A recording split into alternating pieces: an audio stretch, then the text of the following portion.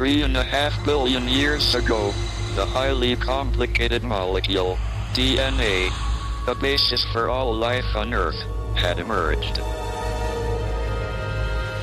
There has been no significant change in human DNA in the last 10,000 years, but it is likely that we will be able to completely redesign it in the next 1,000. And there's the DNA in the middle of the picture. It's got all the information to make an animal. My children have a very unusual background. And it's all about genetics, and it was for me too. It's about genetics and connection. Mommy. When I knew I needed an ovum donor, I did several procedures, and eventually the doctors realized that we had both a sperm factor and an egg factor. And I knew where to get an egg donor who was a great match for me. That was no problem. I didn't know about sperm donation. I didn't want to go to a stranger, so I went to my brother. So my brother and his wife thought about it, and they came back and said, sure. And now every time I look at my son's face, I see a little bit of my father. I see a little bit of my ancestors in my children. 2 heads against the moon, a night in June, the world in all its splendor. Don't you recall that night when lovers all, that hour of our sweet surrender? 2 heads against the moon, but all too soon the world lost all its splendor. You said goodbye, now darling, here am I, one lonely head against the moon.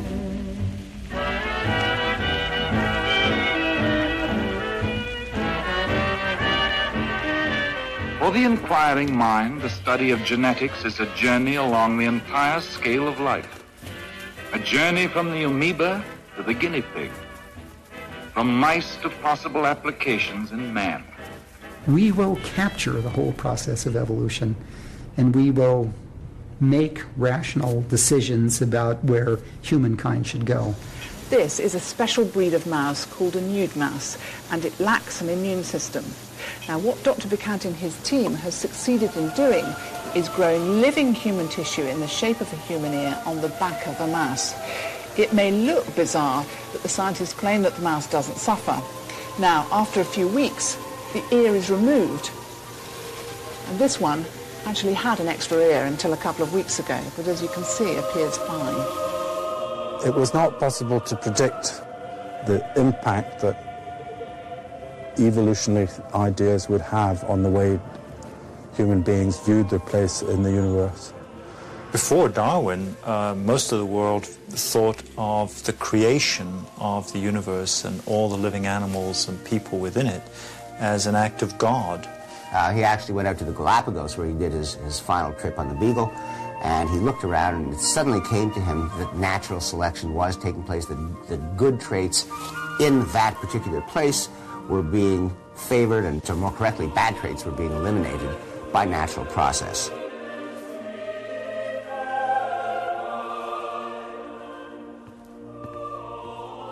These are a very few of the specimens which Charles Darwin collected during his trip.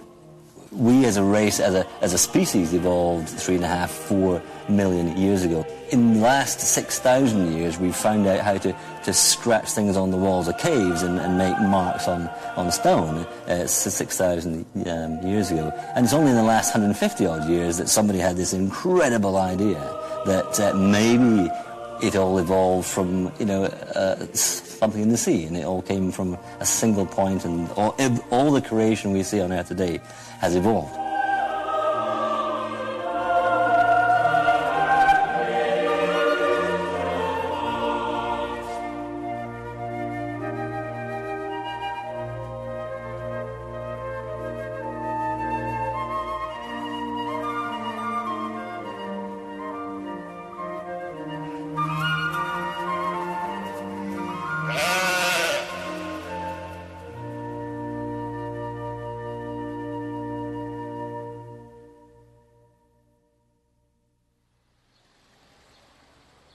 I found out my dad had Huntington's when I was 16. They were separated, and it was in the family, and I didn't know. Then I got tested about when I was 20, and they took the DNA test and sent it to Vancouver to have it tested, and then a year later I found out my results, and I had it. We have 2 little girls right now, as you can see, Chelsea and Madison, and we had another child. Our first child was a little boy. We lost to SIDS, and Chelsea has a life-threatening allergy to peanuts, and Madison has cystic fibrosis. We were told that Francine was his 8th patient in 15 years to have trisomy 18, and the other 7 had all died before 6 months. None of them were able to take a bottle or were capable of doing much. And I remember I would go in the mornings to visit Francine while she was there, and the pediatrician would come in to make his rounds, and every morning I would ask him, is Francine doing better? And he would say, she is never going to do better. The sooner you accept that, the better it will be.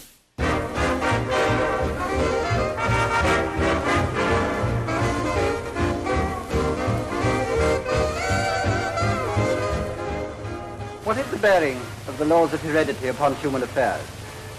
Eugenics provides the answer, so far as this is known. Eugenics seeks to apply the known laws of heredity so as to prevent the degeneration of the race and improve its inborn qualities. Eugenics means delineation, in essence, of the fit from the unfit. Eugenics means well-born. As I mentioned before, this was coined by Galton, by Sir Francis Galton. Well, Galton was an absolutely brilliant geneticist. I mean, he's an early, to say he was a geneticist. He was at the beginning of looking at inheritance, of human inheritance, and he made major contributions, and also beginning to try and use statistics in order to look at human characteristics. So he made a major, major contribution. He has a bad reputation because he thought of the ideas of eugenics. In other words, he thought that we could artificially improve the human race by selection.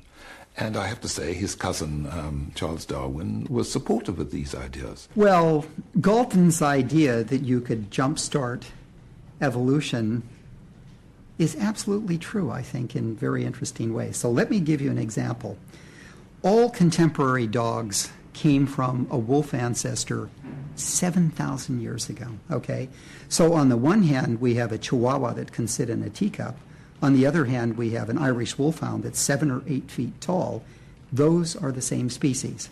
In principle, they could crossbreed. We have dogs that have enormous intelligence. We have dogs that are stupid beyond belief.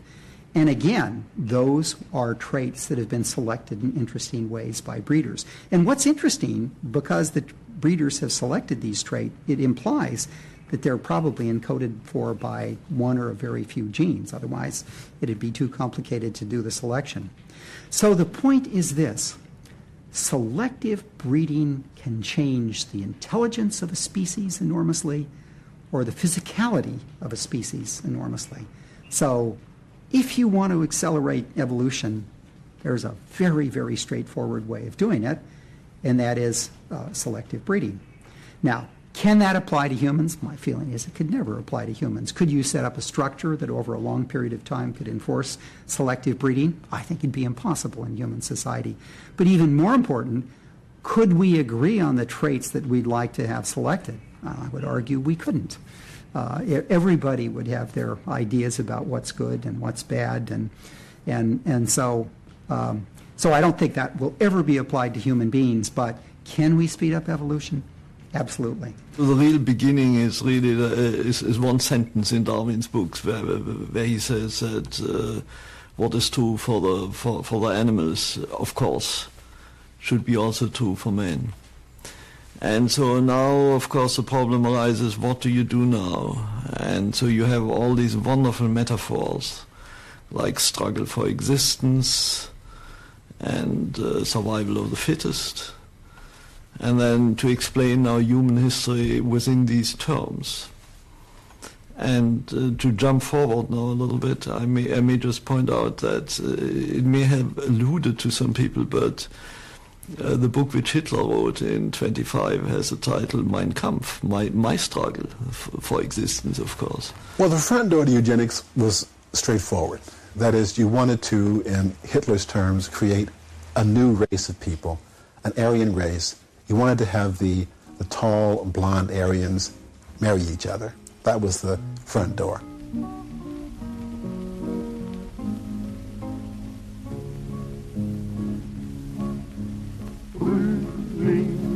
Geht es wieder und prächtig, blühte duftende Flieder in Fantasie.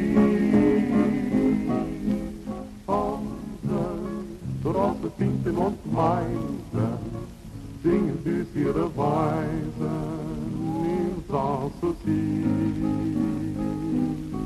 Hell schaut die Sonne durchs Blättergrün,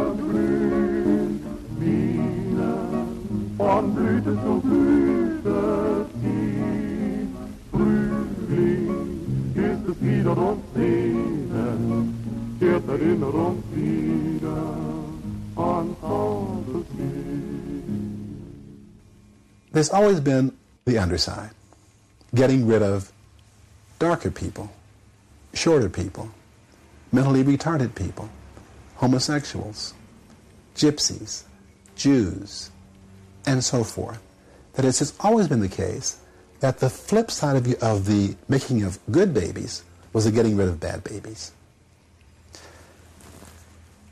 The project at mid-century got derailed.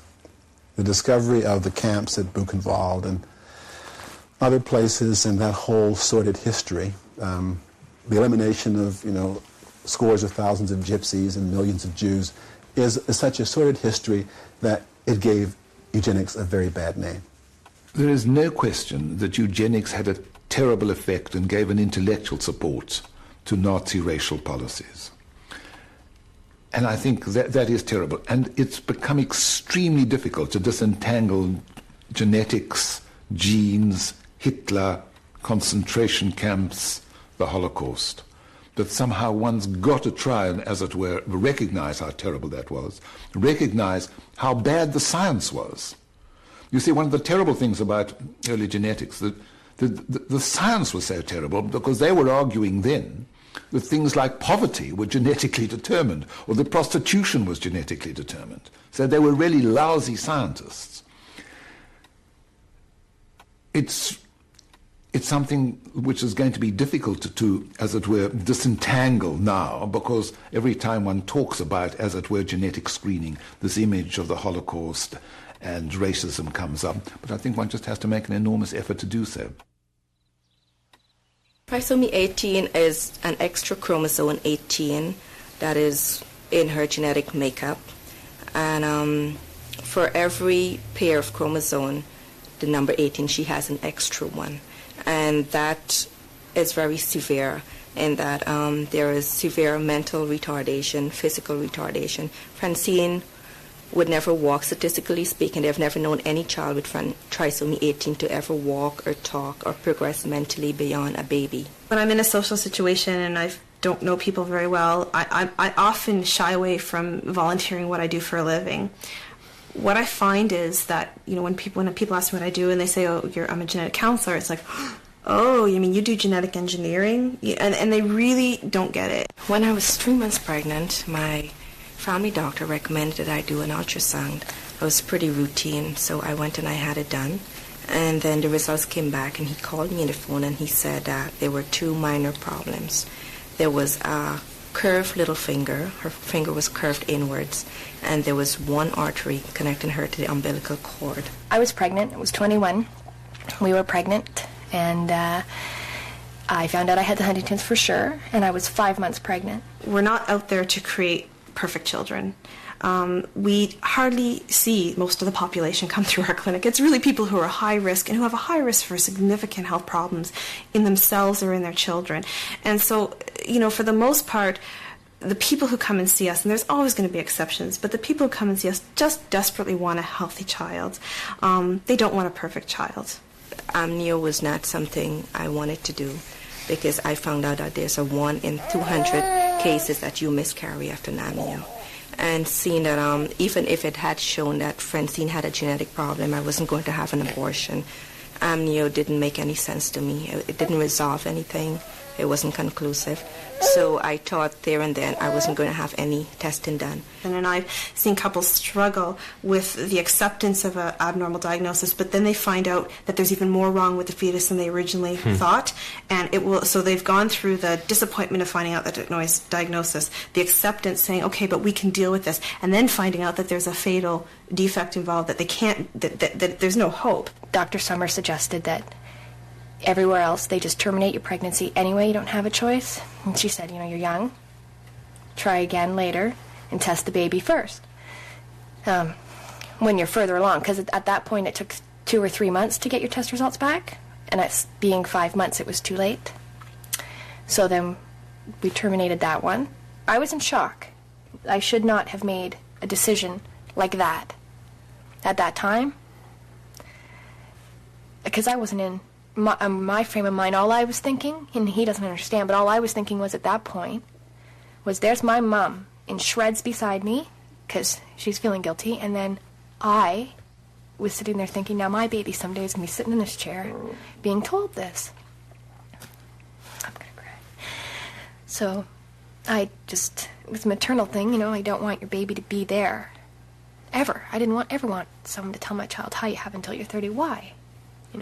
Why give them half a life? I think that it takes just equally the same amount of courage to prevent that suffering. And I can see both sides so clearly. It's very difficult. I just hope it never happens to us.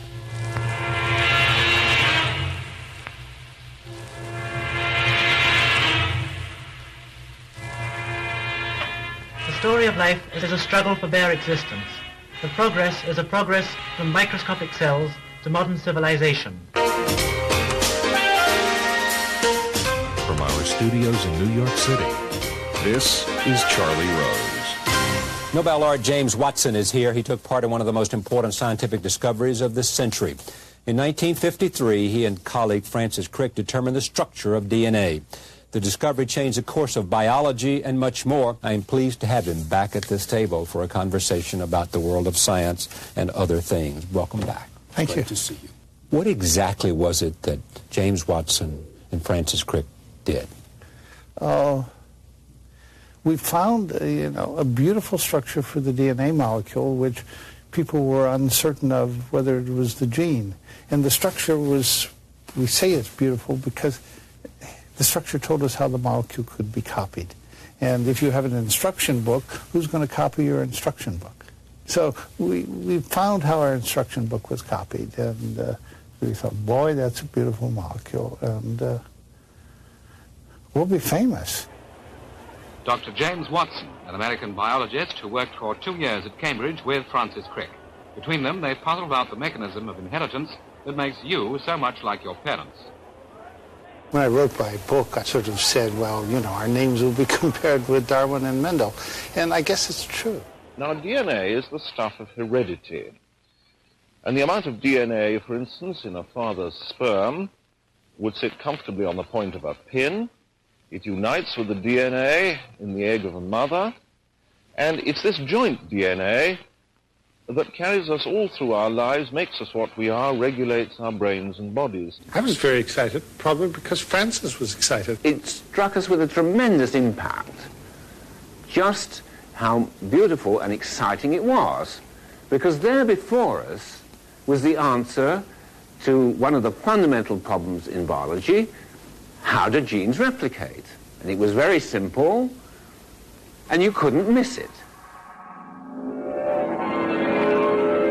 Within each cell are the nucleus and the centrosome. Locked inside the nucleus lie the tiny elements which control heredity. These are the chromosomes. The ability to decipher our chromosomes has two distinct meanings, okay? So one meaning is we will determine the sequence, the order of basis all the way across the 24 different strings that are the human chromosome. That's what the Human Genome Project is all about, and that's the first stage of deciphering. The second stage of deciphering is then taking that digital information and actually extracting the information that 3.7 billion years of evolution has inscribed in our chromosomes, understanding the biological meaning of the world's most incredible software program. It begins with a fertilized human egg, a single pinpoint fragment of life, the cell. Our genome is, after all, the information that's required to take us from a single cell, a fertilized egg, to an adult with 10 to the 14th cells, and to create hundreds of different cell types where you, in carefully choreographed fashion, differentially express subsets of our 100,000 genes so as to make a brain cell different from a muscle cell, different from a connective tissue cell. Do you know what mitosis is? Mitosis is the way a cell is divided into two cells. It's the way new cells are made. That's right. It's through the process of mitosis that we develop from one fertilized egg cell to an organism with millions of cells. As the embryo matures, the cells develop into special structures.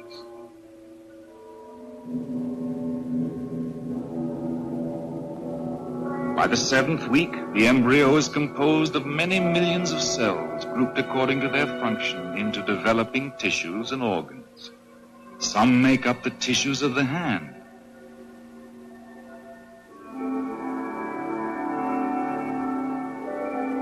Others, those of the eye. Once we are given by the human genome, in a sense, the periodic table of the elements of life. Those are the genes and their control mechanisms. Once we have that periodic table laid out, just as we've done with chemistry, we can start to make absolutely incredible discoveries. We used to occasionally Jim and I, just sit and look at the molecule and think how beautiful it was. And I remember an occasion when Jim gave a talk to a little biophysics club we had. It's true they gave him 1 or 2 drinks before dinner. It was rather a short talk because all he could say at the end was, well, you see, he's so pretty. He's so pretty. Needless to say, the molecule was so nice that it has brought a lot of pleasure to people up to now, and we want to work to see that it brings more pleasure than harm. Up to now, it has been pretty much a happiness-producing molecule in the scientific world, and we want to see that that happens when it goes out into human life. I think knowing the human genetic code is the start of a new era in science and humanity. Some have argued to me that it's going to take the mystery out of life because we're going to be decoding these events. I think the opposite is true. I think right now, people who think with what they can see with their eyes don't think a whole lot about the complexity of biology and the mysteries of it. These quivering worlds are spaced out within one single cell. Yet this is only one among the billions which make up the human body. Here in this pinpoint universe lies the mystery of life. The Human Genome Project had its initiation in 1990 with Jim Watson at its lead. And there couldn't have been a better leader for the Human Genome Project because Jim Watson brought, on the one hand, enormous prestige and accomplishment to the job, and I think a real vision of what the Human Genome Project could be. But two, Jim always had an enormous eye for talent, and he went about the country trying to persuade good young people and even more senior people to join this crusade to get involved in the Human Genome Project. And of course, the initial objectives were to, over a 15-year period of time, to sequence the entire human genome, determine the order of DNA bases all the way across the 24 different human chromosomes. And that is now roughly halfway through, and I think, to summarize a lot of information, we're certainly on track to be able to finish the genome by this proposed year of 2005, if not sooner. I think by seeing these billions of letters of the genetic code and how they constantly, through built-in programming in that code, change and evolve to make each person different, to make humanity constantly changing, to understand the basis of personality, of action, of intelligence, of everything we do is, I think we can eventually get down to that sort of reductionist biology, that there are physical laws that govern things. But I think the sheer mass of that knowledge, the mass of that information, is far more impressive than any religion or any concept to date. Very exciting to be in this field right now. I think it's analogous to the boom in physics in the 1900s and chemistry that came a little bit later. This is the era of genetics. It's really the era of human biology, and it's going to influence how medicine is done throughout the rest of history. You may be born with a predisposition to something. It's not your fault. It's not your parents' fault. It's just in your family. And what we can do now is we can probably find out if you're at risk, say in the case of Huntington's disease. We are providing genetic diagnosis to families and to individuals so that they can make significant life decisions. And it's not always for prenatal diagnosis. I mean, there are some individuals who walk around for their whole life with the burden of knowing that they have a 50-50 chance to get Huntington's disease. And I've had people tell me, if I find out I have the gene and I need to know, I'm going to make some significant changes. Some people have even said that they plan to commit suicide when they become symptomatic because they just don't want to become like their parent became. My dad, everybody thought he was drunk. Yeah. My 19th birthday, we went out. He was taking me out, and we walked into the bar, and they cut him off before they served him. And I freaked. And that was right. I mean, at that point, I guess I'd known 2.5 years or something. I flew over the bar at the person, and I freaked out. And I started crying. And I guess I was thinking, I guess I wouldn't have done very good if I'd had a retarded child, because I would have beat people up. I guess I just flew over the bar, and I said to him, then don't serve me. I have the same thing he does. I was just not nice. But that's what he was like. 1 step forward, 3 steps back. He ground his teeth, almost right off, always grinding. And he sat in his bald couch. Spots from the hair. laying on the couch. I thought they were doing surfing. guinea pig things to his head right around that whole time. I thought they were doing tests on his brain. It was rubbing off on the couch. And when they had to move him out of where he was, his full imprint of his body was in the couch, right down to the wood. Just all the stuff had come off. He didn't sleep. He just becomes screamed. where moving is a chore. And that my understanding of it is that it deteriorates your brain, and that slowly, and the more deterioration that happens, the more things that go wrong. Like, it affects different parts of your brain, like your motor skills, your memory, short-term, long-term. But my dad didn't lose his memory. You don't have to. I mean, I could get no shaking at all and lose my noodle. Different people have different effects. His father lost his brain and kept his movements, and my dad lost all his movements and kept his brain. Yeah. But I think I would really rather lose my brain. As the DNA made copies of itself, there would have been occasional errors in the order of the nucleic acids along the spiral. This natural selection of mutations was first proposed by Charles Darwin in 1857, though he didn't know the mechanism for it. There's perhaps only one typographical error for each reprinting of the thousands of DNA molecules in a single cell. Reprinting that information amounts to a typist copying 1,000 volumes and making only one significant typographical error.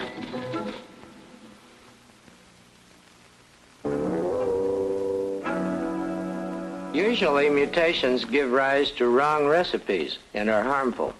For example, if there's a mistake in the DNA specifications for a hemoglobin protein, the hemoglobin made according to this specification will be defective. This is a cell with defective hemoglobin. It's called sickle cell hemoglobin. An undesirable trait is not always undesirable. For example, sickle disease is a disease that afflicts Africans and other populations, but I'll talk about Africans anyway. Seems like a bad thing, and you'd expect it to die out. Well, how come it hasn't died out? Because it kills so many people. The reason it hasn't died out is this bad gene, if you get sickle cell disease, is a good gene if you have sickle cell trait because it confers a certain immunity to malaria. People have known the basis of sickle cell disease now for nearly half a century in fine-grained molecular detail, and it hasn't really helped us very much to do anything about it. And indeed, with most of the things that have come out of the Genome Project so far, one has to say, there's really not much that can be done by way of therapy. In some cases, there are some promising signals about the things one could do by diagnosing the disease early or possibly adjusting people's lifestyles a little bit that will give some relief from the disease. But there are no obvious, straightforward cures. And even on the horizon, there aren't such things as obvious cures. So what we get immediately are greater abilities to test people. Sickle cell trait? I believe that has something to do with sickle cell anemia. There's been a lot of talk about it on TV here lately and in the black community. They were talking about everyone going in and having their blood tested. It was thought, aha, here's a population that's easily identifiable by the color of the skin, African Americans. Here's a disease we know how to do. We will see who carries the gene and suggest that people perhaps not marry each other if they have the trait. And in those days, that was about all that could be done because there was no prenatal diagnosis for sickle cell anemia. Sickle hemoglobin was discovered by years before, and those who did it had no idea what the full implications were.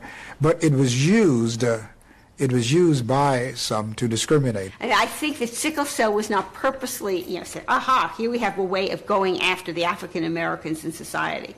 But bringing in the testing and the use of the genes in a racist society, it could only be applied in a racist way. You couldn't be neutral. The thing about our society is discoveries are made and then people have their own agenda. Once it was there, it then it fed into a process of racism. So it fed in for reasons a lot having to do with complete misunderstanding, and maybe there was some willfulness in not clarifying what the understandings of what genes did and what genes didn't do. Now, most of this testing was done because of a commercial product that came out by Ortho Pharmaceutical Company. We had already had a solubility test for sickle hemoglobin in which you could put drops into blood and look at it, and it became cloudy. The person was positive for sickle hemoglobin, but this test did not delineate sickle cell trait from sickle cell disease. So there was a confusion between having 2 copies of the gene and developing the disease, and 1 copy of the gene and having the trait or being a carrier. And suddenly having the trait, it sounded a little bit like being tainted. Airlines began firing flight attendants who had sickle cell trait. That's been recently hard. At that time, they wouldn't even not find a black flight attendant on an airplane. When this came up, they began testing those with sickle cell trait and firing. People in the Air Force were told you can't be a pilot because you'll be in a place where there's not enough oxygen. You'll have a crisis, and God knows what will happen to you. It was just at the time that maybe African Americans were starting to go into the Air Force, so suddenly there was one group that was going to have bars to employment. And then insurance companies began to take note. And insurance companies started increasing rates on those who had sickle cell trait, on those who were carriers of the disease, because the nonsense was passed out. In fact, actually perpetuated by the National Institutes of Health at that time. So many of us fought those. And so that was my sort of introduction to ethical and legal issues in science and in genetics, in particular the sickle hemoglobin, and realized that when scientific discoveries are made, that sometimes, unfortunately, they'll be misused. My own feeling is the decoding of the human genome is absolutely neutral with regard to race. But I have talked with a lot of minorities here who see it as an enormous threat, who see it as a way of further classifying and dividing and making distinct and proving inferior or superior qualities and so forth. And I think in every case, those issues fundamentally revolve around basic misunderstandings of what this thing is all about. If you read history, it doesn't take a deep historical scholar to see that people have been butchering each other since recorded history, and undoubtedly long before it was written down over real and imagined differences between group differences that in part are genetic. All you have to do is look at modern history. Look at Yugoslavia. The slightest differences, the differences in religious beliefs, are sufficient for us to all go out and try and kill each other. We don't need excuses to come from our genetic code. Some people will try to use those excuses and use those documented differences, but they won't have a justification doing it. Now, the current Human Genome Project and its emphasis upon gene disorders is, I think, to be applauded at one level. As I said, I even think one could say some very progressive things about mapping and sequencing for gene disorders. The danger is that we begin to think of crime as a gene disorder. That we begin to think of whether or not someone is achieving better or less well in school in terms of their genetic makeup. So I see a parallel between what happened in evolutionary theory in the 19th century and the late 20th century. We still believe at some level that there are higher and lower forms of human intelligence that can be decoded, not just in terms of class, but race and, to some people, still gender. This is Citizens Council Forum, America's #1 public affairs program, where prominent Americans report to the nation on important issues. Certainly the depictions in Hollywood and the mass media are that black people are just as intelligent as white people and just as intelligent as Oriental people. And inasmuch as people believe this and have their expectations handled that way, then they will be in for a disappointment in terms of reality. It's a real pleasure to have as our guest on the program today, Dr. Robert E. Kuttner. He's a member of the American Association for the Advancement of Science and is currently serving as president of the International Institute for the Advancement of Ethnology and Eugenics. Black children go to a school, all of them believing that they are just as smart as Asians, that they can do everything that an Asian can do, unless, of course, the terrible white man holds them back. You're saying then that the genetic factors based on heredity far supersede the environmental in their importance. That is correct. I made reference to the fact that the components involved in determining behavior were to the extent of at least 70-80% determined by the genetic elements. I'm talking about real genetic differences, real behaviors. Have you formed any conclusions as to the advisability of separate or mixed education for groups of whites and Negroes in significant numbers? I can see it producing harm and damage, particularly to the Negro. This is not doing black people a favor, because when they get into MIT or Harvard or wherever it is that they're promoted into, they will find that there's a terrible shortfall, that in fact they're not writing grammatical sentences. Nobody's ever pointed out to them that they're not writing grammatical sentences because nobody wanted to hurt their self-concepts. That is the way the liberal establishment has so defined the problem that in fact it leads to these kinds of absurdities. If you extrapolate from physical characteristics to psychological ones, why should the physical and the psychological be interlinked? It was linked by Francis Galton, because Galton made these on the basis of his correlation coefficient, that you could correlate these the physical with the psychological. It was linked at places like the Eugenic Records Office at Cold Spring Harbor. But it does seem to me that human psychology is a very complex and diverse and difficult area to fathom and isn't subjected to hard and fast laws. There's a whole history of thinking about these problems in a particular way, of wanting to believe that certain groups are essentially one way and other groups are essentially a different way. There are, of course, all sorts of self-serving reasons for people to think, well, gee, you know, I'm where I am because I'm who I am. And that's ultimately my genes. And what we need in the world is more people like me with genes like mine. And it's that kind of simple-minded genetic thinking that is fueled by the past history of discrimination, the past history of inegalitarianism, and continues to fuel it.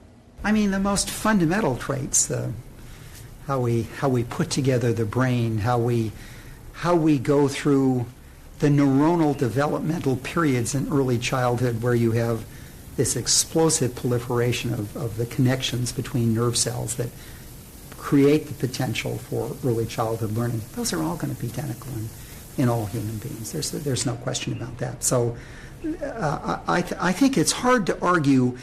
What I think in the end will come from the Human Genome Project is the realization we all have very, very, very similar potentials. Today, the real explosive issues are in behavioral genetics. And if one thinks what belongs to behavioral genetics, that is the genetics of intelligence, the genetics of violent crime, the genetics of various insanities.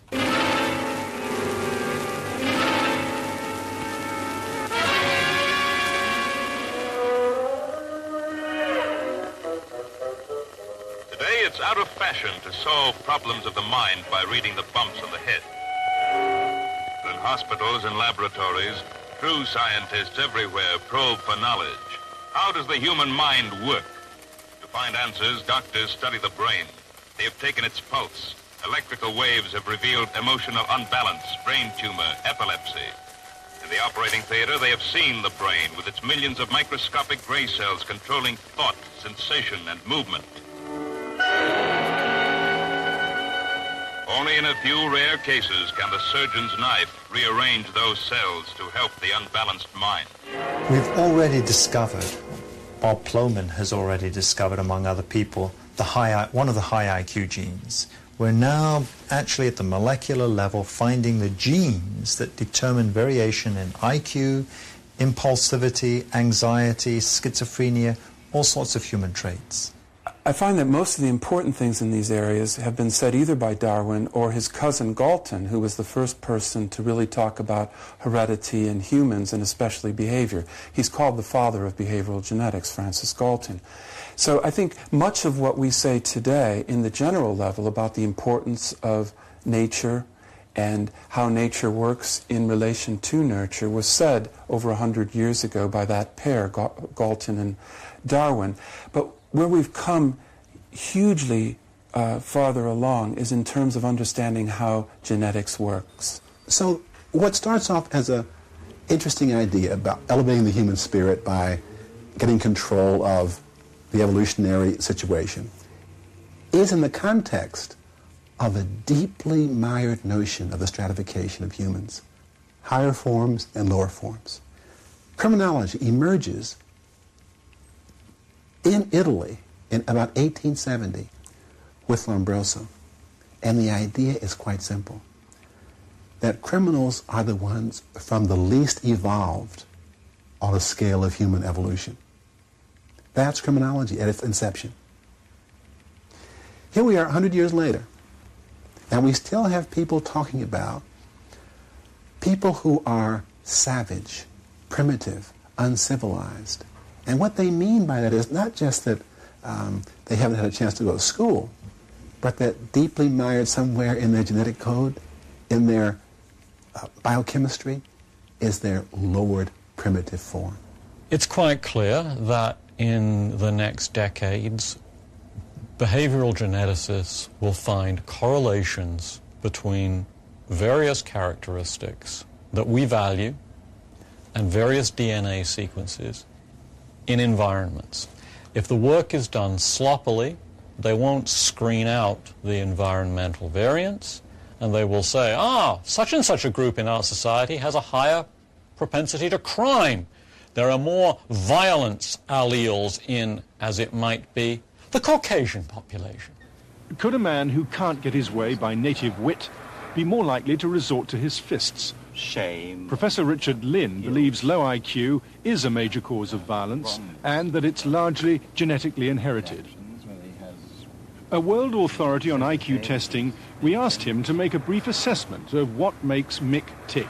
I think I'll try and get some kind of measure of his intelligence, because there's quite strong evidence that crime is associated with low intelligence. Let's say you're being paid £100. Would you rather have £100 now or £200 in a year's time? I'll take the money now. Yeah. I see. Because who's to say that I'm going to be here in a year's time? Yeah. So that's not a gamble that I'd take. Okay. And what would you do? You I'd see, you're looking for a long-term I'd investment. probably take the 200 in a year's time. You can't delay gratification, and that came out in the answer to this question of whether you'd like £100 now or £200 in a year's time. Now, for many people, the rational answer is it's better to have £200 in a year's time, because that's 100% interest on the year. But he couldn't see. He goes for the immediate reward. All sorted before he came here. The picture in his mind was all sorted about the way I was, whatever. You could tell by the way he was asking me questions. I mean, you could ask him things, he was diving around it and just wanted to get on to his next question, get in, get out, and that was it. Well, intelligence is mainly under genetic control. And then psychopathic personality is also, to a substantial extent, under genetic control. That's something I think we ought to talk about, because it's very commonly... Yeah, they both are substantially under genetic control. A lot of people think that crime is just a question of being brought up in deprived areas, one-parent families, no moral training in the home, and that kind of thing. And I wish, instead of focusing again and again and again on violence genes and obesity genes and gay genes and attention deficit disorder genes and intelligence genes, some behavioral geneticists would say, gee, I really want to try to understand the ways in which stressful environments have a role to play in violent crime. So let me take a single genotype. Let's find lots of people with the same genotype at the locus I think is so important. And now let's look at what happens as we vary their environment. I wonder whether we might discover that in the leafy suburbs, all of those people with the violent gene, you know, are living perfectly normal lives, mowing their lawns and attending their little league games and all the rest of it. And in the inner cities, those very same people with the same violence gene are under the pressures lashing out. That might actually teach us something. Gee, what a nice venture. We can actually use molecular biology to track the ways in which behavior varies across environments. But of course, to do that, we'd have to liberate ourselves from the view that genetic solutions are really what we want to these problems. We want to find out that certain groups do it because it's in their genes and other groups do it because they have the right genes.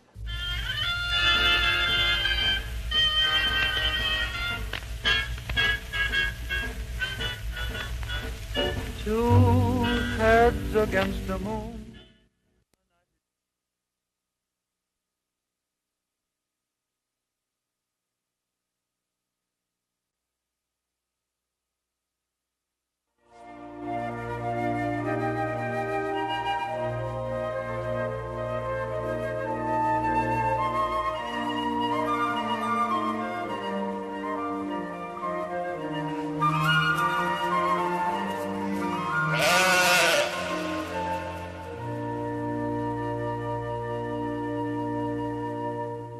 What's happening is that you have a new entity emerging that, let's call it biotech industry, that works on plants, animals, humans, and pharmacology, pharmacogenomics, all at the same time. And so you will be using plants for medicinal purposes. Animals will become producers of different products that will be absorbed by us. Animals can be genetically engineered to provide us with organs. Plants will carry vaccines. And so we will all be more interdependent and co-evolving at the same time. And it absolutely blows my mind to see how genomics across the species is actually the way of the future. But are we then just another form of living matter? The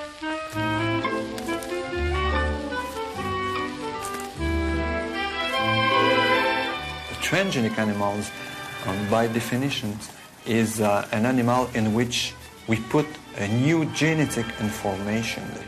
In this petri dish, we have the embryos which were micro-injected yesterday with the human genes, because we want to study exactly the structure and the level of expression of some genes. And the only way to do that is to use the transgenic animals. So for the first step, we will anesthetize the mouse. So the mouse will be sleeping in a couple of minutes. We share a great homology between different species. So we are pretty sure that the gene will work exactly as it will work in human. So now the embryos are loaded inside the pipette, and we are ready to transfer by surgery the embryos inside the female. Yes, I'm giving a haircut to the mouse, and we will take outside the animal the ovary, the oviduct, and the uterus to transfer the embryo inside the oviduct.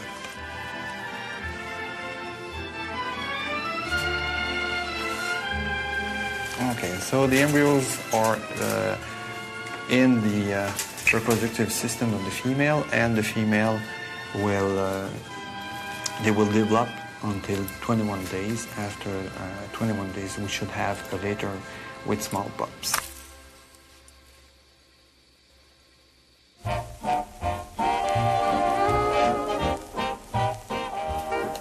Dolly's the first sheep to be cloned from an adult cell.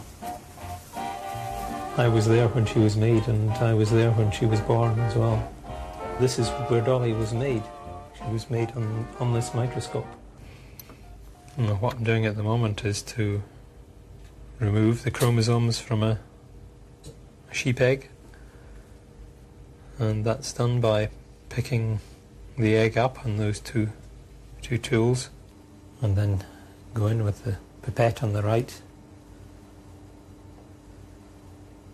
and suck out the area next to that cell. You can just see the cell coming out now. So it's right in the middle of the pipette. Dolly is the poster lamb for the biotech century. The ethicists and the social critics and the social commentators, a community of them said, look, we need to pass laws that say cloning should be illegal. You shouldn't clone, it's an offense to human dignity. Well, why is it an offense to human dignity? If you don't believe in genetic determinism, and if you don't believe in genetic reductionism, then why is it an offense? There's an increasing gulf between the haves and the have-nots. Cloning could give the haves an even better way of perpetuating their own genomes than themselves. Many people, in relation to many genetic issues, have a yuck response. They don't like the idea. So, for example, there was a story recently about being able to genetically manipulate embryos and make headless human embryos, yes? And you could use those for organ transplants. And everyone went, yuck! However, if you need a kidney transplant and you're really short of kidneys, maybe your yuck will turn to thanks. Well, the headless humans for growing transplantation organs, so we'll have spare parts, is my favorite. And Art Kaplan and I wrote an editorial on that, that even the most basic students of biology, and especially medicine, know that a human without a head is dead. I think the cloning issue is very complicated sociologically. I think we will be able to do it. I think it will happen. And I think it is going to create interesting new kinds of opportunities for society. But it'll pose some real ethical, moral kinds of dilemmas that we'll have to deal with. The reality is, if you clone a sheep, you get a lamb. If you clone a human, you would get a baby. Really depends on how good the eggs are. They're not always as good. Hopefully some of those are going to work, and we're going to be able to produce some good eggs and transfer those to surrogate mothers. It's amazing to think that one of those cells has enough material in it, has enough information to recreate a lamb.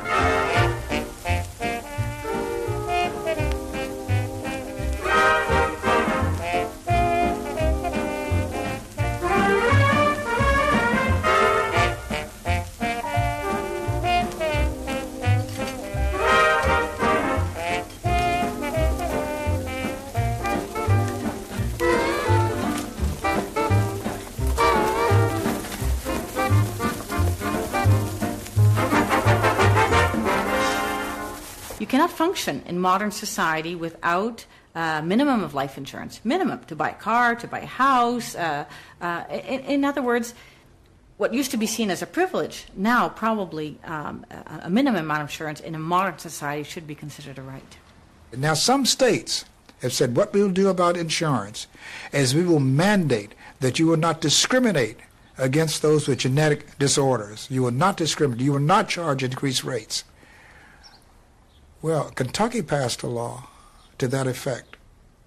And what happened?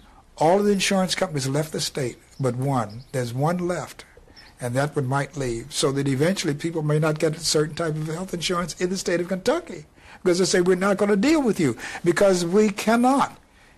If a person has AIDS, we cannot. If a person has sickle cell anemia, for example, we cannot have the same rate on that individual as we would if the person did not have that.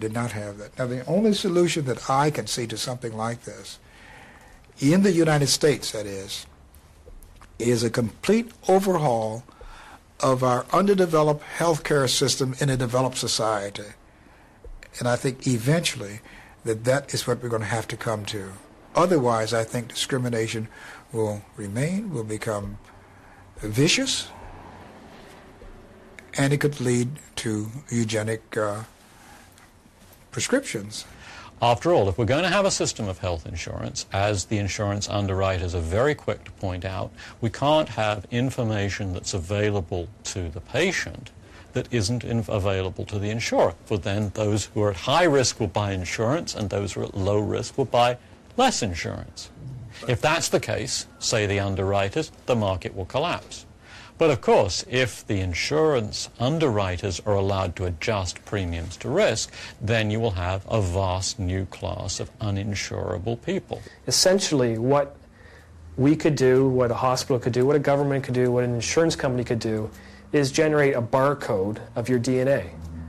And that barcode would tell you what the likelihood, and the key word is really likelihood, of developing a particular disease was. For a counselor to sit there, a genetic counselor to sit there and say, hey, these are your choices, do what you want, is irresponsible, and it's not effective. And I think that if you want to look at it that way, sure, there's no such thing as non-directiveness. You need to have enough understanding and enough experience to understand the implications of people's choices. And part of your job is to warn them of those things. It would be negligent for me not to warn somebody that an insurance company will not give them life insurance if they test positive for this gene.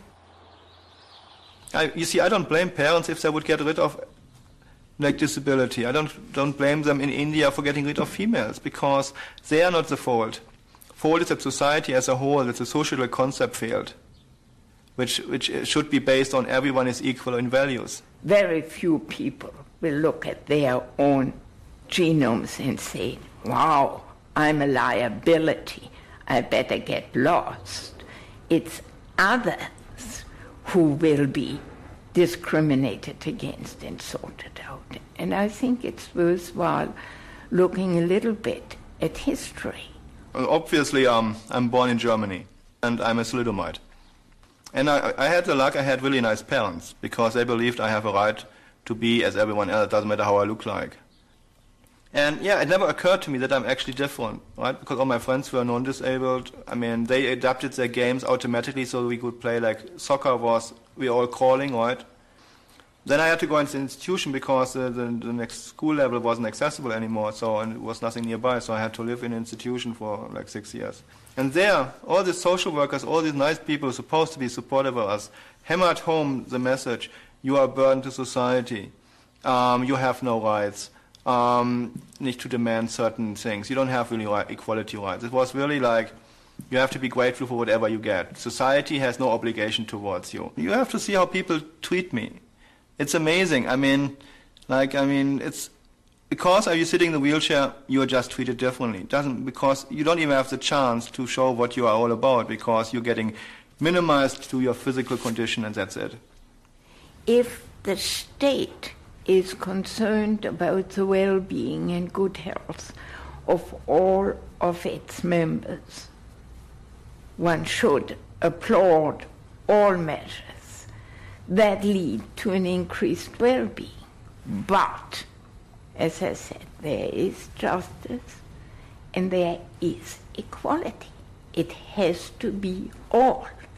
If you then say, but some are much more desirable than others, and whether these are then tall and blonde, or whether these are of the right belief and bow at the right time in the right direction, or whether these pass the mass test at the age of 3.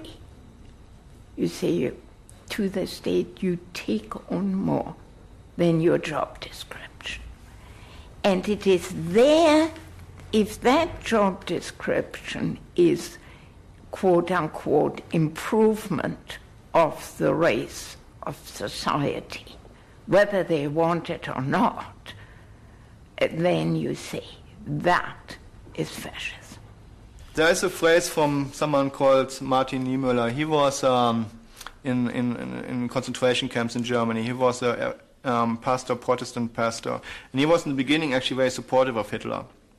And he put a phrase out after the war, where in essence he says, first they came for the communists and I didn't do anything because I wasn't a communist. Then they came for the trade unionists and I didn't do anything because I wasn't a trade unionist.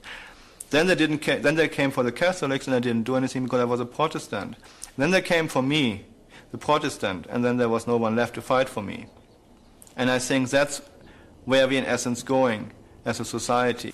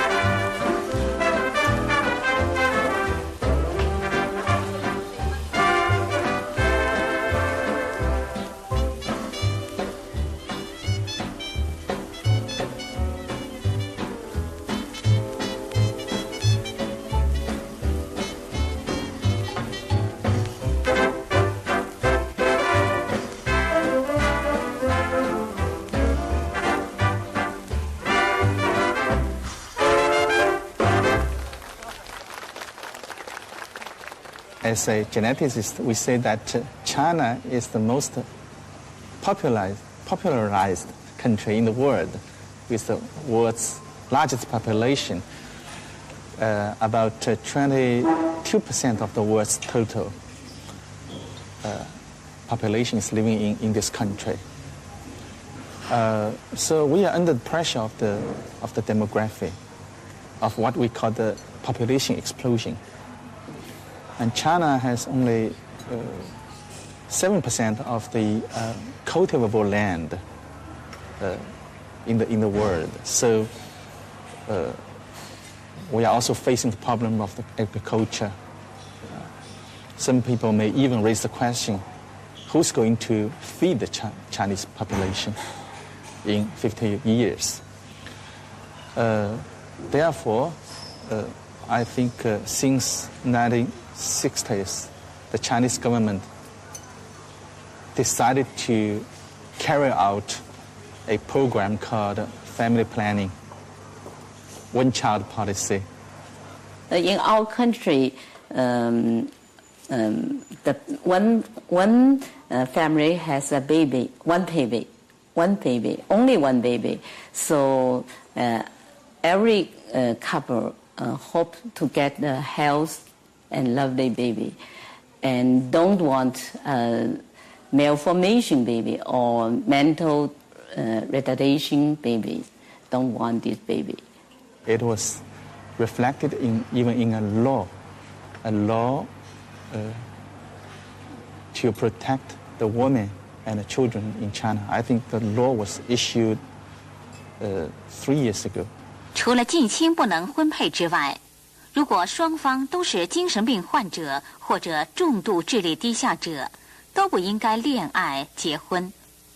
凡婚配一方患有严重显性遗传病，精神病患者属高发家系者，或双方均患有相同的严重的隐性遗传病，即使结了婚也不能生育。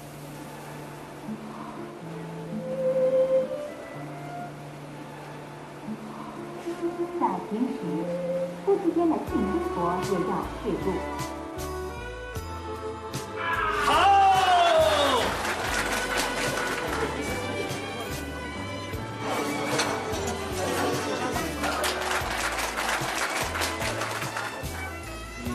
I came here that's for my sister's wedding.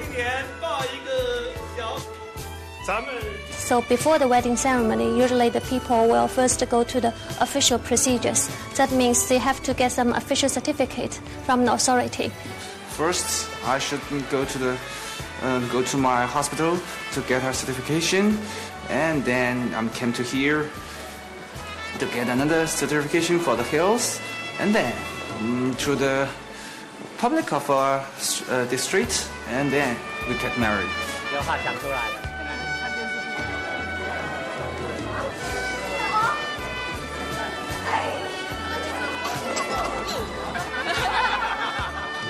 You have to go to the specialized hospital that's authorized by the authority and under through all the required procedures. That's the health examination procedure. I'm the director of this hospital. My hospital name is the International Peace Maternity and Child Health Hospital. If the couple come, if they have the bad history of family disease or some mental disease or some genetic disease, we will give them some counseling. If the child antenatal diagnosis confirmed has got the genetic disease, doctor will advise the couple to termination the pregnancy. 肝窦状核变性都是隐性遗传病，他们的父母虽然没有发病，但都是白化病致病基因的携带者，给后代带来了痛苦。在这些没有听觉和失去说话能力的聋哑孩子当中，有相当一部分是从父母亲遗传的先天性聋哑。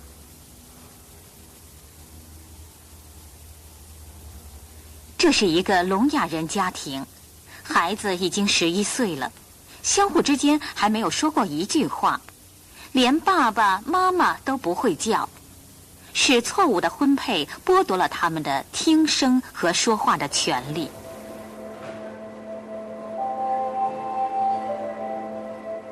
In China, what you have since 1978, once Deng Xiaoping comes to power and initiates economic reforms, there's two aspects in population policies. One is quantity, trying to limit the population growth and have families only have one child or occasionally two. And the second aspect, which is often overlooked abroad, is quality. We can't just condemn China and not look at every country at their policies towards prenatal testing or their actual genetic testing programs. They might not have laws, but some of what's offered or what isn't offered can be just as equally eugenic. Well, the policy in China is really interesting, and I think it illustrates the fundamental challenge of eugenics. So with the one-child policy, what's happened in many rural villages is you have a 20-to-1 ratio of males to females. Now, that is devastating for society in the long run. So if you are going to have a one-child kind of policy, you have to ensure that there's equality in the male to female ratios, quite obviously. But that also gets you into the issues of, with eugenics, are there other kinds of traits that you can or should be selecting? And of course, that's a nightmare. And that's a nightmare, again, because our knowledge of what it is to be human is so incomplete. And I think it would be devastating at this point in time of selecting individuals based on at least positive traits. And by that, I mean, I think it's perfectly appropriate to look at eggs fertilized in vitro and throw away the embryos that have the bad BRCA1 gene, breast cancer gene, or that have the Huntington's disease gene. So I think you can make decisions that many in society would agree based on avoiding disease. I had a dream. And I woke up from a dream in the middle of the night, and it was amazingly powerful. And I sat up from the dream. I've never done that. I'd never done it before, and I've only done it once since. And I woke up and I said, egg donor. I clearly remember that night I was very desperate to get second job at night. However, it was such a dilemma because I had a child, and he was 5 years old at the time. I saw an ad in a newspaper, in one of the newspapers out here. It's a drama log. It's one of the industry newspapers. And I saw for egg donors, and I was like, gosh, that's kind of an interesting concept. And so I called to find out more about it. I was just looking at the classified, and the ad got my attention. And I decided to start a program where I could find women who are very special women, who are really bright and really wonderful, and see if they might be able to be ovum donors for other women who are rather like them. In 2 or 3 minutes on the phone, I can actually tell whether somebody's a good candidate or not, maybe even less than that, in a minute on the phone, by asking a few questions, by talking to them, by getting a feel for them. And when a donor comes in and I actually look at her profile without even seeing her, I can tell almost immediately how long it's going to take for her to be chosen. I had to fill out the forms, my medical background history, my personality, my parents, sister, all family trees, grandparents. How old are they? Are they still alive? Are they healthy?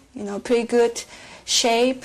Yeah, obviously they take a good look at your personality, your medical history, and the doctors also interview you before you go, become a donor. Is there any disease, cancer, all kinds of medical questions? When I first became a donor, Shelley did an IQ test on me, and when I told my mother what my IQ was, it was 1 point different from the IQ that I had in South Africa when I was, however young I was, when I was still at school and they did it. At that time, I think she wanted to examine my mental health stabilities and whether I'm, I guess normal or, decent person to donate my egg. We got married, and we've been together for like 8 years through all of this, and I hadn't gotten pregnant all that time, so I just went to find out why I wasn't getting pregnant. Just went for a routine laparoscopy thing, and they found out that I had scar tissue on both of my ovaries, and I'm completely that sterile. the fallopian tubes are embedded into your ovaries. Yeah. On top of our concern about our genetic risk factor of CF, we also have an infertility problem. Can't seem to conceive. So then we went to the in vitro place, and then in a way I think it's kind of a bonus because then they can test the eggs first, and you don't have to worry about them being in your tummy and having to abort them. You can choose them first. The concept in pre-implantation diagnosis is that you do an in vitro fertilization, so sperm and egg, and then you take the developed embryos at a certain stage and you pick off 1 or 2 cells and you do the genetic test just on those cells, and whichever embryos have the defective gene or the abnormal gene, they're discarded, and the other ones are the ones that are implanted back in the mom. And then the ones that are good, they will put back in. Like depending on the grade of egg, and that like and they said if it was a really good quality one, like you may only want to put 1 or 2 back in, whereas if they're not so great of quality, you might want to put 3 or 4 or more back in, depending also how many are harvested from her. But you also got to remember, if you put 4 back, 4 can take. That's your choice at that point, you know. Yeah. None of them might take. None of them might ever take, but you could put back 4 and have 4 little ins all at once. This is IVF Canada. It's a private clinic where we help infertile couples through the help of assisted reproductive technologies. These are a few of the babies that we've helped come into the world through IVF.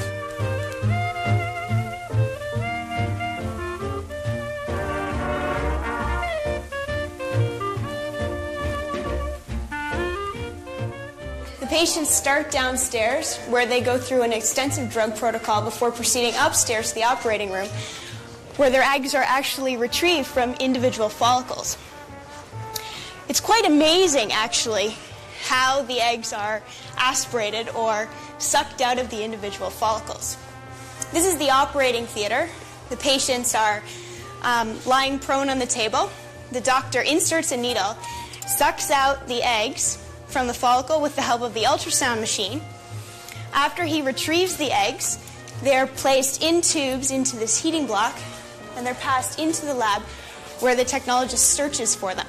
So Michael takes the follicular fluid from the heating block, puts it into a little dish, takes the egg from the dish, puts it into a clean dish full of media, then transfers the egg back into the incubator where it will sit waiting for the sperm.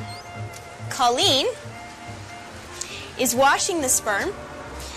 Then she's going to count it on a microcell underneath the microscope so that we can add exactly 2,500 to 5,000 sperm per egg in the incubator. The female will have the embryos implanted or reimplanted into the uterus after the trial, usually 2 days after the operation.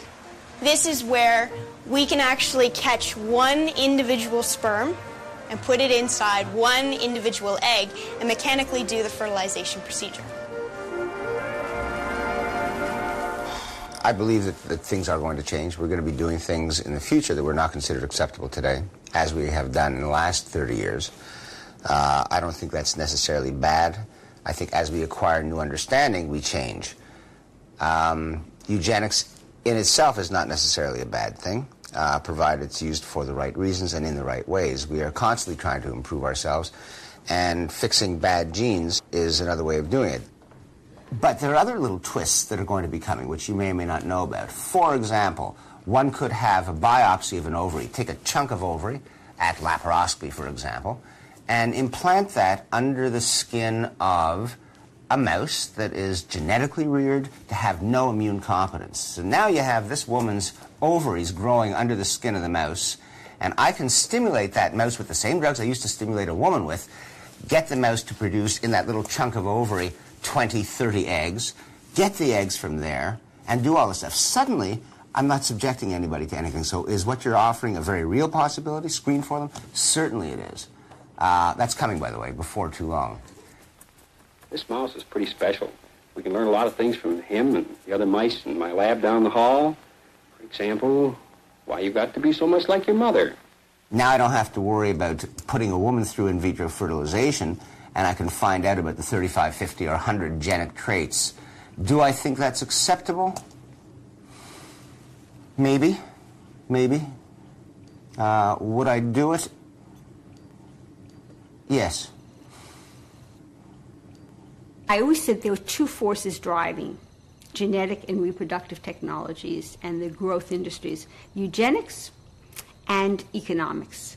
And I think now it's almost tilted that there's more economics push than there is eugenics. There's a quality control which feeds into the commodification and the commercialization of children and of things in terms of health. But that's an economic argument almost more than a eugenic one right now. The commercialization of genetic testing is going to have an impact in redefining disability, in the definition of disability, redefining the definition of normalcy in disease. Biotech companies would benefit from an extremely narrow definition of normalcy and an extremely broad definition of disability and disease. I'm Taylor Grant reporting. As a newsman and as a frail human being, I am drawn to the story of drug progress as to almost none other. I saw medicinal chemists creating some of the thousands of new compounds made each year. I saw scientists and technicians of all types, people who have contributed new weapons to medical practice. When you start fooling, flying, viewing the ginger ale and oat. The night is young, we are young, honey, let's go for broke. Down by the seashore, we'll be sure to find some spots that's free from chronic Bohemian and Billy Gill. Sweet, sweet tea and accent sweet, the three little words you spoke, and make life seem like a dream. Honey, let's go for broke. About, Billy Gill, and every mighty cocky fine. About, Billy Gill, and every mighty cocky fine.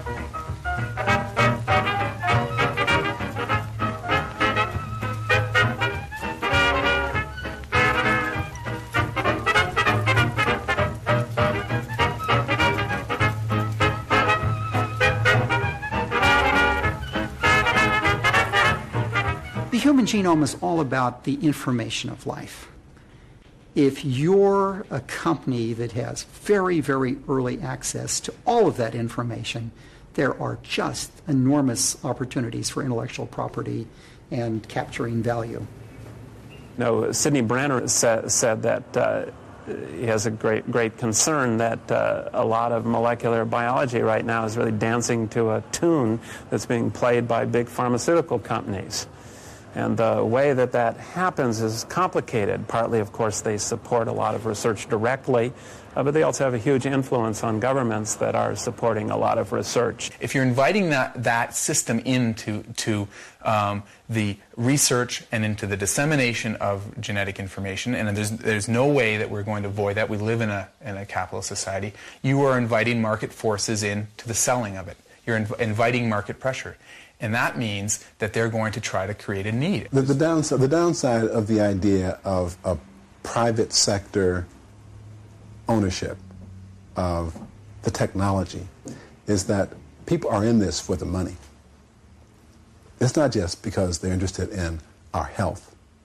If you can get a patent on the technology for understanding certain kinds of cancer, you can't patent a gene, that's true. But you can patent the technology that lets you understand how you can get to those genes. And that's where I think the danger is. We are headed along a path here of privatization.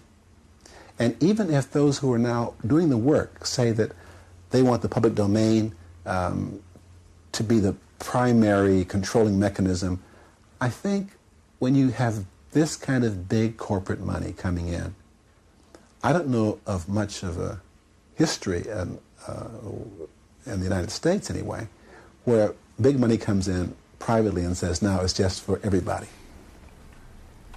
I think parents who know that they're going to have a genetically disabled child have to think about it quite hard. First of all, I do believe it's their right to make the decision. However, they have to recognize that having a disabled child can cost the state, certainly in this country, a great deal of money. Because in many cases there's going to have to be enormous social and medical support to bring that child up. You expect a certain amount of community organization to help the weak, the vulnerable, the ill, and so on, whether it's older people or very young children. Now, as long as that doesn't totally fritter away, that kind of security, minimal as it is, I think provides that margin of freedom. If you take that away, if you know that you cannot afford the kind of care that your special needs child will have, then you end up in having what I would call economic eugenics. Home care that normally takes care of Francine provide extra formula for her because she takes a special formula. They would pay for nurses to come and take care of her sometimes. They just wanted to withdraw their services because initially when the home care coordinator came home, she had thought Francine would not live past 3 months. And I think they had budgeted for just 3 months for Francine. And then when she reassessed Francine and realized Francine was doing pretty good for a trisomy 18 child, she came home one day to visit me, and she says, I never thought I would come home and see this child alive now.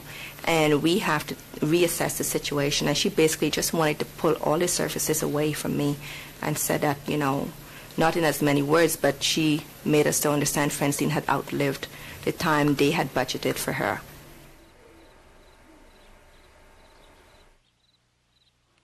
Do we see in the future our being able to take in hand our capacity to evolve? And the answer is absolutely yes. And the way that we will almost certainly do it is through engineering of the germline, that is, engineering of the chromosomes present in either eggs or in sperm. And I think this will not happen for a long period of time because, again, the traits that would be desirable for us to think about engineering intelligence and emotional stability are traits that are very complicated. We don't understand them. It's going to be a long time before we understand them. And you can't start engineering systems until you understand the systems. It would be a disaster to do it beforehand. But 50 years, 100 years, 150 years in the future, will humans be engineering their genome? Will they be creating changes that will be permanently passed on to the human gene pool? Absolutely. As I look forward, in the immediate future, I see a mess.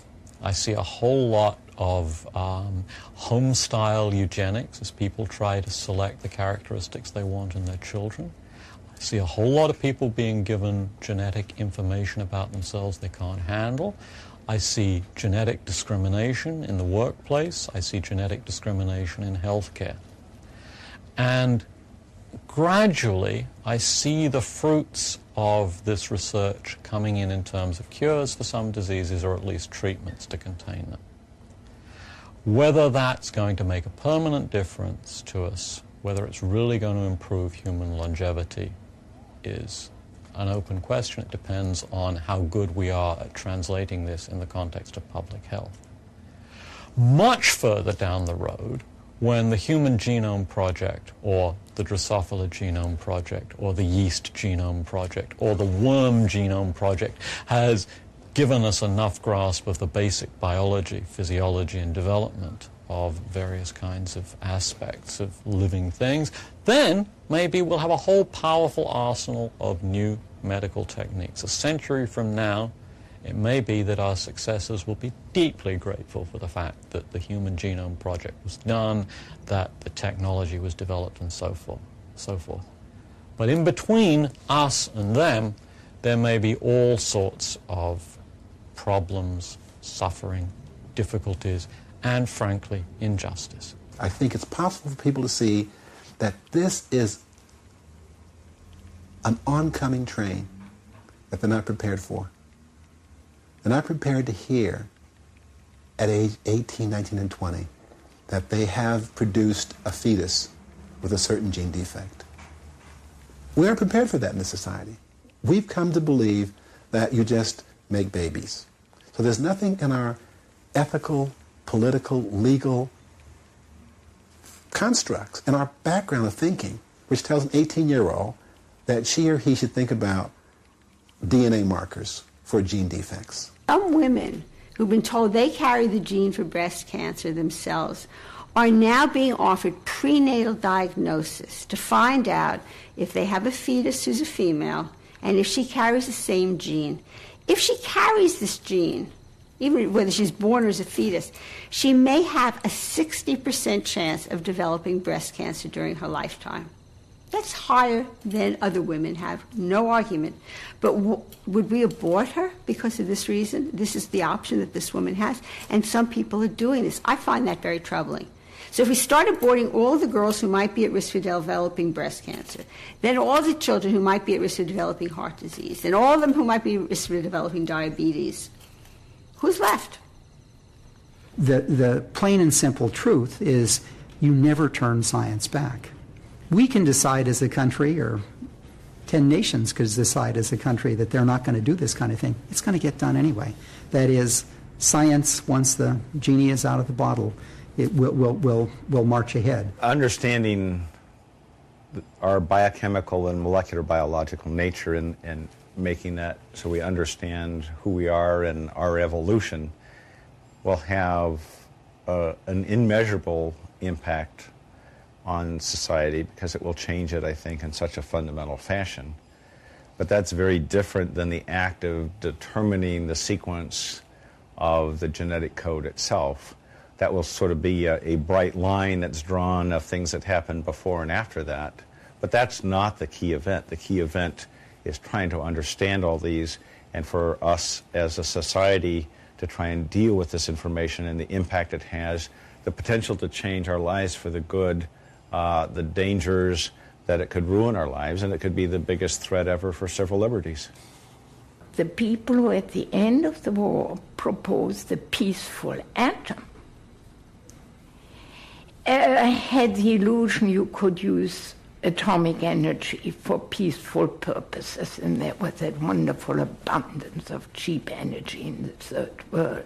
You sit there 50 years later and you say, bunk. Now, the equivalent of the helpful gene, look at the peaceful atom. It may not be as helpful as you think. Genetic engineering on plants and animals will be allowed for economic reasons, and someone is bound to try it on humans. Clearly, developing improved humans will create great social and political problems with respect to unimproved humans. I am not advocating human genetic engineering as a good thing. I am just saying that it is likely to happen in the next millennium, whether we want it or not.